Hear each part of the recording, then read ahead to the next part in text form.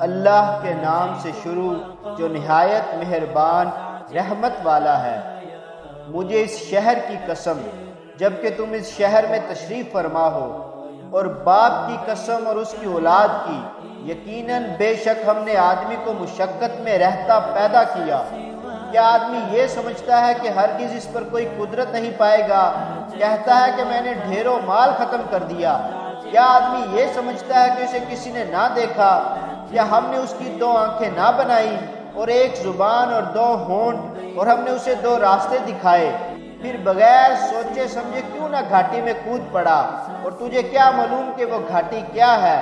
کسی بندے کی گردن چھڑانا، یا بھوک کے دن میں کھانا دینا، رشتہ دار یتیم کو یا خاک نشین مسکین کو۔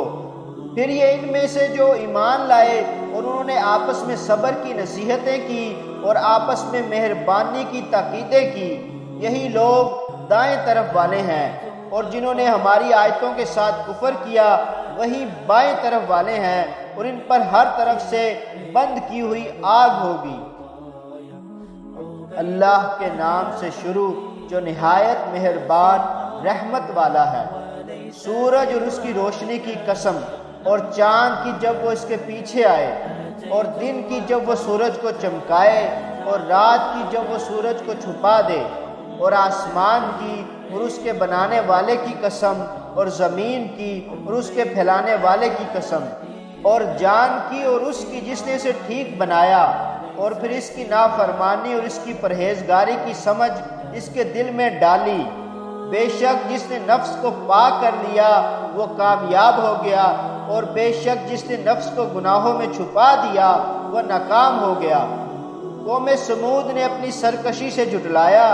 جس وقت ان کا سب سے بڑا بدبخت آدمی اٹھ کھڑا ہوا تو اللہ کے رسول نے ان سے فرمایا، اللہ کی اونٹنی اور اس کے پینے کی باری سے بچو، تو انہوں نے اسے جھٹلایا۔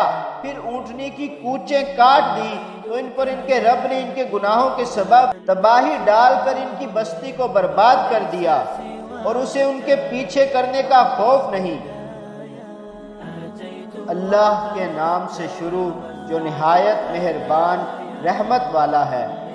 رات کی قسم جب وہ چھا جائے، اور دن کی جب وہ روشن ہو، اور مذکر اور مؤنث کی پیدا کرنے والے کی۔ بے شک تمہاری کوششیں ضرور مختلف قسم کی ہیں، تو بہرحال وہ جس نے دیا اور پرہیزگار بنا اور سب سے اچھی راہ کو سچا مانا، تو بہت جلد ہم اسے آسانی مہیا کر دیں گے۔ اور رہا وہ جس نے بخل کیا اور بے پرواہ بنا اور سب سے اچھی راہ کو جھٹلایا، تو بہت جلد ہم اسے دشواری مہیا کر دیں گے۔ اور جب وہ ہلاکت میں پڑے گا تو اس کا مال اسے کام نہ آئے گا۔ بے شک ہدایت فرمانا ہمارے ہی ذمہ ہے، اور بے شک آخرت اور دنیا دونوں کی ہم ہی مالک ہیں۔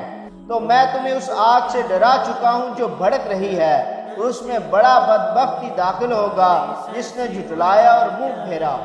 اور ان قریب سب سے بڑے پرہیزگار کو اس آگ سے دور رکھا جائے گا جو اپنا مال دیتا ہے تاکہ اسے پاکیزگی ملے، اور کسی کا اس پر کچھ احسان نہیں جس کا بدلہ دیا جانا ہو، صرف اپنے سب سے بلند شان والے رب کی رضا تلاش کرنے کے لیے، اور بے شک قریب ہے کہ وہ خوش ہو جائے گا۔